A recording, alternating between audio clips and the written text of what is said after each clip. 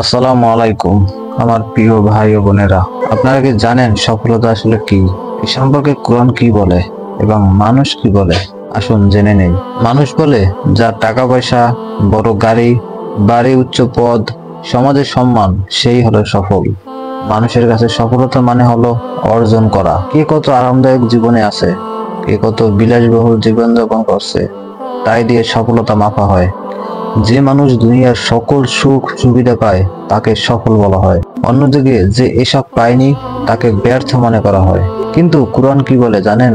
সে সফল হয়েছে যে নিজেকে শুধরে নিয়েছে এবং পরিশুদ্ধ করেছে। সূরা আশ-শামস আয়াত নম্বর 9। আল্লাহ তাআলা বলেন, তোমরা সেই ব্যক্তিকে সফল বলো যে পরকালের জন্য প্রস্তুতি নিয়েছে এবং তার আল্লাহর কাছে নত হয়েছে। দুনিয়ার জীবন অস্থায়ী। যত বড় বাড়ি গাড়ি, যতই টাকা পয়সা থাকুক না কেন, মৃত্যুর পর এগুলো কোনো কাজে আসবে না। কবরের জীবন, কিয়ামতের দিন আর চিরস্থায়ী জান্নাত বা জাহান্নামের জন্য এসব অর্থহীন। আপনারা কি জানেন আসল সফলতা কি?